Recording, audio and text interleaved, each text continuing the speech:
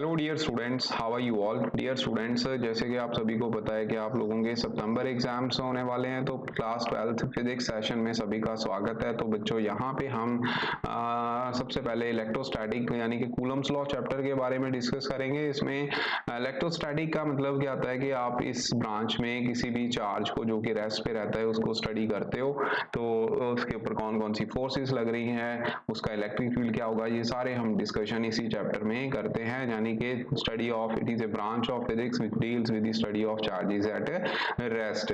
सो बच्चों, यहाँ पे चार्जेस की बात करेंगे, दो टाइप के चार्जेस रहते हैं, पॉजिटिव चार्ज और नेगेटिव चार्ज। पॉजिटिव चार्ज तब आता है जब आप इलेक्ट्रॉन उस बॉडी के ऊपर इलेक्ट्रॉन का लॉस रहता है, यानी कि किसी बॉडी को अगर आपने पॉजिटिवली चार्ज करना है तो उसमें से इलेक्ट्रॉन को आपको रिमूव करना पड़ेगा।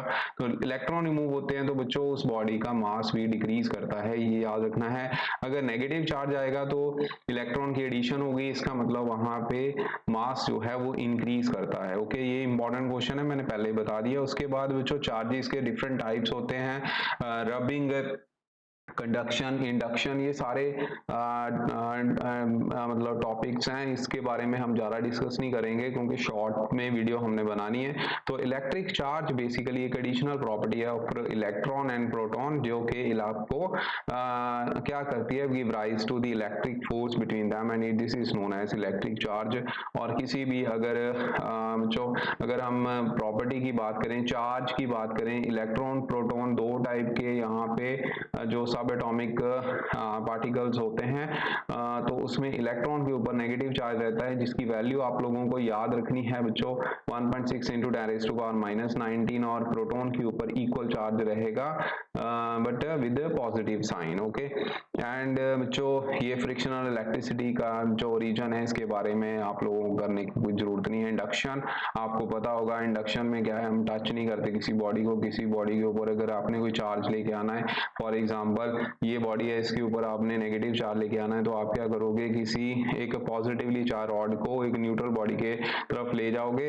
अब इसमें ये कांटेक्ट नहीं करना है, यहाँ पे गैप है, तो क्या होगा कि नेगेटिव चार्ज इस बॉडी के सारे इस तरफ आ जाएंगे और पॉजिटिव रिपेल हो जाएंगे due to this charge. Okay, और फिर क्या करोगे, आप यहाँ पे अर्थिंग कर दोगे। अर्थिंग के साथ क्या रहेगा, सारा पॉजिटिव चार्ज फ्लो कर जाएगा, ब्रेक कौन सा गया, नेगेटिव चार्ज। इस रॉड को अब आपने साइड पे कर देना है, ये बॉडी नेगेटिवली चार्ज होगी। ठीक है, उसके बाद इसकी एडिटिव प्रॉपर्टी है, ये सभी ने याद रखना है कि अगर किसी भी आर्बिट्री एक कोई बॉडी है, उसमें नंबर ऑफ चार्जेस हैं, अब हर एक चार्ज का मैग्नीट्यूड जो है वो सेम रहेगा, जो कि आप क्यू के साथ लिखोगे। अब यहाँ पे अगर आपके पास नंबर ऑफ चार्जेस हैं, n नंबर ऑफ चार्जेस हैं, तो टोटल चार्ज यहाँ पे क्या रहेगा, n × e। इसको हम क्वांटाइजेशन ऑफ चार्ज भी बोल देते हैं। और एडिटिव नेचर का मतलब होता है कि total charge is sum of the all charges present in that body. Okay, तो यही कंसेप्ट हम क्वांटाइजेशन ऑफ चार्ज में भी लगाते हैं। यहाँ पे n नंबर ऑफ इलेक्ट्रॉन रहेगा जो कि Q/E के इक्वल आता है। अब आपको कई बार न्यूमेरिकल भी पूछ लेते हैं कि एक बॉडी है जिसके ऊपर 1 कूलम चार्ज है। ओके, 1 कूलम चार्ज बॉडी में कितने नंबर ऑफ इलेक्ट्रॉन्स प्रेजेंट हैं। ओके, तो आप लोगों ने क्या करना है, यहाँ पे Q = N × E ये वाला फार्मूला लगाना है, और N की वैल्यू निकालनी है, तो Q/E इक्वल आ जाएगा। अब यहाँ पे Q की वैल्यू आप 1 कूलम लिख दोगे, और चार्ज की वैल्यू आप लोगों को पता है, जैसे आप इसको सॉल्व करोगे तो समथिंग 6.25 × 10⁻⁴। ठीक है, ये कुछ वैल्यू आएगी, आई थिंक ये 20 आती है। आप लोग इसको कैलकुलेट करना है, ये 18 ऊपर जाएंगे, 18 आएगी आई थिंक। ठीक है, सो ये नंबर ऑफ इलेक्ट्रॉन्स यहाँ पे रहेंगे, आप कैलकुलेट कर लेना, मैं रफली बता रहा हूँ। ओके, सो आगे बच्चों हमारे पास नेक्स्ट कंजर्वेशन ऑफ चार्जेस रहता है। कंजर्वेशन ऑफ चार्जेस में क्या है, ये law of conservation of charge को होल्ड करता है। उसके बाद हम ये बोलेंगे कि अगर एक बॉडी के ऊपर, जैसे कि मान लीजिए यूरेनियम है, ठीक है, तो यूरेनियम के ऊपर आपने क्या इलेक्ट्रॉन फ्री फॉल करवाए, ठीक है। तो अब यहाँ पे क्या है, टोटल चार्ज जो है वो कंजर्व रहेगा, यानी कि proton number before emission fission reaction, ये एक्चुअल में फिजन रिएक्शन है, प्रोटॉन नंबर आफ्टर फिजन वो सेम रहेंगे, ठीक है। बाकी ये प्रॉपर्टीज है, additive nature, quantized, okay, conserved, ये सारा आप लोगों ने कर लेना है। अब आप बारी आती है बच्चों कूलम्स लॉ की। तो कूलम्स लॉ क्या कहता है, ये आप लोगों को सभी को पता होगा कि whenever you have two charges which are separated by a distance r and they will interact with each other, और जो फोर्स होगी वो फर्स्ट चार्ज के ऊपर सेकंड चार्ज फोर्स लगाएगा, सेकंड चार्ज के ऊपर फर्स्ट चार्ज फोर्स लगाएगा, जिसकी वैल्यू F होगी, और ये F डिपेंड करेगी मैग्नीट्यूड ऑफ चार्ज उनके प्रोडक्ट के ऊपर and square of the distance between them. जैसे प्रोपोर्शनलिटी साइन हटाओगे there will be a constant जो कि 1/4 पाई एप्सिलॉन नॉट होगा। एंड वन मोर थिंग बच्चों, मैं कोई यहाँ पे स्पीड अप करके वीडियो को नहीं बना रहा, ये मैं नेचुरली बोल रहा हूँ, ओके। सो ऐसे ही आप जो k है, यानी कि k की value 1/4 pi epsilon not, okay, ये वैल्यू आप कांस्टेंट की लिखते हो, जिसमें जो एप्सिलॉन नॉट है इसको absolute permittivity of free space बोलते हैं, जिसकी वैल्यू रहती है 8.8454 into 10⁻⁻12।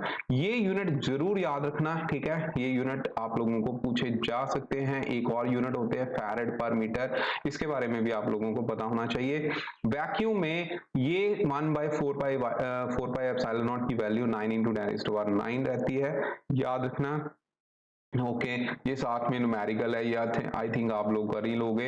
अब यूनिट ऑफ चार्ज यहाँ पे आप कैसे डिफाइन करोगे कि charge on a body is said to be 1 coulomb when two charges are separated by 1 metre distance apart and these two charges are equal, यानी कि दोनों के ऊपर क्या है, सेम चार्ज है और दोनों एक दूसरे को इंटरेक्ट कर रहे हो with the force 9 into 10⁻9 Newton, okay.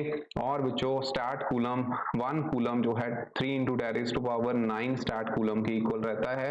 And EMU unit भी रहते हैं, इलेक्ट्रोमैग्नेटिक यूनिट ऑफ चार्ज, जो कि 1 कूलम इज इक्वल टू 1/10 रहता है, ठीक है। उसके बाद रहता है रिलेटिव परमिटिविटी। अब ये क्या है, ये है कि जैसे आपने ये वाला जो सेटअप था, यहाँ पे इस सेटअप को आपने वैक्यूम में रखा था, ठीक है। अब आपने वैक्यूम के कंपैरेटिवली यहाँ पे क्या किया, ये सारा सेटअप किसी मीडियम में रख दिया, ठीक है।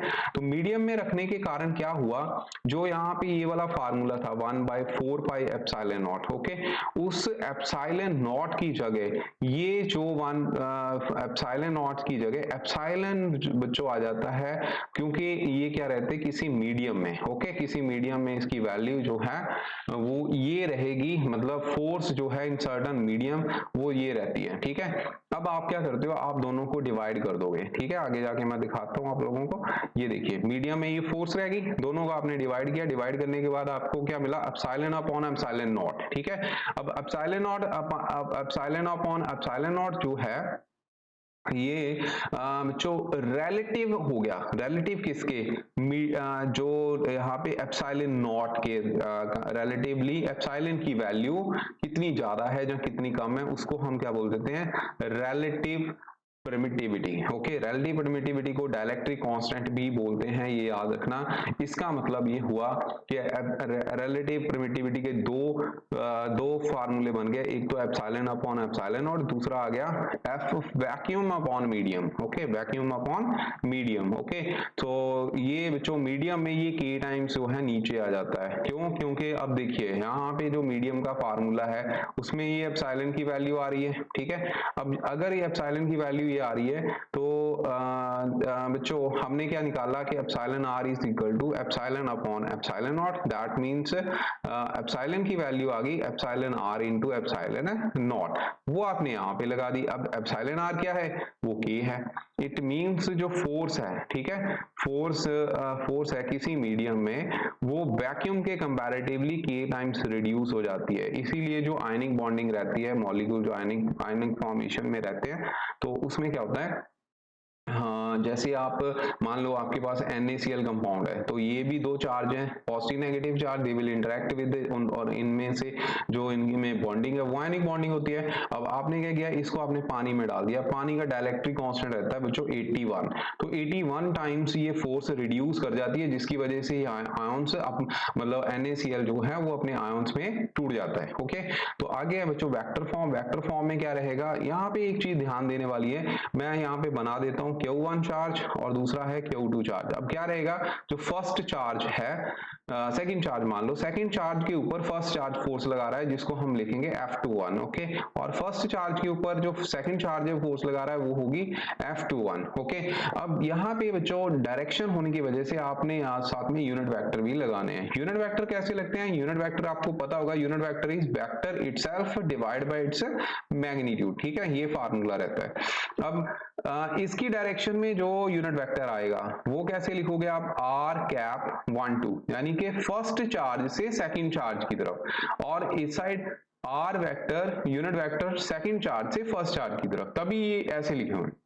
अब देखिए आपने क्या करना है, आपको अगर मैग्नीट्यूड वाइज बात करो तो मैग्नीट्यूड वाइज चार्जेस सेम, इसका मैग्नीट्यूड सेम रहेगा, लेकिन जैसे ही आपने इसको वेक्टर फॉर्म में लिखा तो साथ में यूनिट वेक्टर आएगा। अब यूनिट वेक्टर को ध्यान से देखो, फोर्स कौन सी है, फर्स्ट चार्ज के ऊपर सेकंड चार्ज की जो जितनी फोर्स लगा रहा है वो F21 है। अब उसी की डायरेक्शन में जो यूनिट वेक्टर है वो है R यूनिट वेक्टर 21, ओके, सो 21 आ गया, ठीक है। सो इसका मतलब ये हुआ, ये फोर्स कुछ इस तरीके से होगी, अगर 1 2 यानी कि फर्स्ट चार्ज के ऊपर सेकंड चार्ज के कारण फोर्स है तो यूनिट वेक्टर रहेगा from second charge to first charge, okay, उसकी ही डायरेक्शन लेनी है, जो डायरेक्शन फोर्स की है वही डायरेक्शन आपने चूज करनी होती है, ओके। ऐसे ही बच्चों दूसरी तरफ है, अगर आप 2 1 लोगे, ठीक है, तो 2 1 में क्या रहेगा, यूनिट वेक्टर कौन सा रहेगा, 1/4 पाई एप्सिलॉन नॉट सेम रहना है, Q1 Q2 चार सेम रहने हैं, R स्क्वायर सेम रहेगा। डिफरेंस कहां पे आया, अब यहाँ पे क्या था, सेकंड चार्ज के ऊपर फर्स्ट चार्ज के कारण फोर्स, ठीक है, तो उसकी तरफ यूनिट वेक्टर कौन सा है, देखिए इसकी डायरेक्शन ये होगी और यूनिट वेक्टर की डायरेक्शन ये होगी, तो ये आएगा R12 यूनिट वेक्टर, ओके।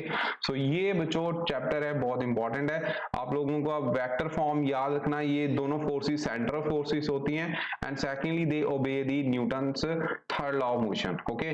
तो ये याद रखना आप लोगों ने, ये क्योंकि क्वेश्चन आप लोगों कई बार पूछ लेते हैं, क्योंकि नेचर इनकी क्या है, नेचर है ऑपोजिट, ठीक है, ऑपोजिट टू ईच अदर। अगर फर्स्ट चार्ज सेकंड चार्ज के ऊपर फोर्स लगा रहा है तो सेकंड चार्ज भी फर्स्ट चार्ज के ऊपर फोर्स लगाएगा। तो ये है बच्चों force between the two charges in terms of position vector. Position vector में क्या रहेगा, यहाँ पे बच्चों ओरिजिन आ जाता है, जैसे कि O ओरिजिन है, अब O ओरिजिन R1 वेक्टर, यहाँ पे चार्ज Q1 जो है ओरिजिन से R1 डिस्टेंस के ऊपर है। सिमिलरली बच्चों Q2 चार्ज जो है ओरिजिन से R2 डिस्टेंस के ऊपर है। अब आपने क्या करना है, इन दोनों के चार्ज में डिस्टेंस है वो R है, ठीक है। तो यहाँ पे ट्रायंगल ऑफ वेक्टर एडिशन लगेगा, ये वेक्टर कंटिन्यू है, देखिए ये ऐसे और ये ऐसे और ये ऐसे आ रहा है, ठीक है, तो इसका मतलब ये यहाँ पे जाके मीट कर रहा है एक तरह से, फाइन। सो इसका मतलब ये हुआ कि इन दोनों का सम जो है वो R1 के इक्वल आएगा, ये याद रखना पड़ेगा आपको, ठीक है, बाकी कोई दिक्कत नहीं है इसमें। तो इसका मतलब ये हुआ कि R plus R2 vector is equal to R1 vector, इसका मतलब R वेक्टर किसके इक्वल हो गया, R1 माइनस R2 वेक्टर। अब R वेक्टर किसके इक्वल है, उसका आपने साथ में यूनिट वेक्टर जो भी रहेगा, ठीक है, वो साथ में आपने उसमें लगा देना है, तो आपको वैल्यूज मिल जाएगी। अब R वेक्टर किसकी डायरेक्शन में, देखिए ये इसकी डायरेक्शन में, तभी यहाँ पे क्या आ गया R21, okay, R21 unit vector, ये रीजन रहता है। बाकी बच्चों इसमें कोई बड़ी बात नहीं है, क्योंकि आप लोगों को पता है कि यूनिट वेक्टर क्या होता है, vector itself divide by its magnitude. जैसे ही आप OR लिखोगे तो वो साथ में फिर क्या है, मतलब यहाँ पे क्यूब में आ जाएगा। इन्होंने तो चलो ये किया क्या है, R ऊपर मल्टीप्लाई करके R क्यूब कर दिया, तो उसके बाद इसको सॉल्व कर दिया, ठीक है। सो ये बच्चों वेक्टर फॉर्म में इसका रिजल्ट ये आ जाना है, बाद में आपने R की वैल्यू पुट कर देनी है जो आपके पास ये वाली R1 माइनस R2, ठीक है। पोजीशन और सुपर पोजीशन प्रिंसिपल करना है तो कर लेना, बाकी इसमें कोई दिक्कत वाली बात नहीं है। तो ये चैप्टर बच्चों इतना ही है, इसमें एक चीज ये रहती है कंटिन्यूअस डिस्ट्रीब्यूशन ऑफ चार्जेस। तो आपके पास क्या है, ये पूरा एक रॉड है जिसके ऊपर पॉजिटिव चार्ज है, इसको हम लीनियर चार्ज डेंसिटी के साथ रिप्रेजेंट करते हैं कि मान लो सिंगल चार्ज है तो कोई दिक्कत नहीं है, लेकिन आपके पास एक रॉड है तो उसके पास नंबर ऑफ चार्जेस हैं पॉजिटिव, ठीक है, तो जिसकी वजह से अब जो चार्ज डेंसिटी हम फाइंड आउट करते हैं, डेंसिटी होती है, आप सभी को पता होगा, density is always mass upon volume. तो लीनियर चार्ज डेंसिटी इसका मतलब आपने यहाँ पे लेंथ ऑफ दी कंडक्टर वो लेनी है, उसमें टोटल चार्ज कितना है वो फार्मूला रहेगा, इसके यूनिट साथ में जरूर याद रखने हैं। सरफेस चार्ज डेंसिटी तब आएगा अगर कोई आपके पास सरफेस है उसके ऊपर पॉजिटिव चार्ज है, तो वो रहेगी Q अपॉन A। ये बहुत मतलब यूजफुल होगा आगे जाके। आगे बच्चों volume charge density, volume charge density में नीचे वॉल्यूम आ जाना है, चार्ज पर यूनिट वॉल्यूम, जिसके यूनिट रहेंगे coulomb per metre cube. Okay, तो फटाफट रिवीजन थी, मैंने फटाफट करवा दिया। ठीक है, ये बेसिक कंसेप्ट आप लोगों ने सारे के सारे आपको आने चाहिए, क्योंकि एमसीक्यू इसी के बेसिस पे आएंगे। Okay, and one more thing, numerical you can do. Okay, numerical आप लोग कर सकते हो। इसमें जो पंजाब बोर्ड वाले बच्चे हैं उनको तो न्यूमेरिकल ऑप्शन में आएंगे, जो सीबीएसई वाले होंगे उनको बच्चों न्यूमेरिकल आते हैं। ठीक है, तो वो ऐसे कुछ न्यूमेरिकल कई बार पूछ लेते हैं। ठीक है, तो अब मैं यहाँ पे वो नहीं करवाने वाला, मैंने थोड़ी सी थ्योरी ही करवानी थी, तो आप लोगों को करवा दी। आगे हम नेक्स्ट चैप्टर जो है इलेक्ट्रिक फील्ड नेक्स्ट लेक्चर में करेंगे। Thank you very much.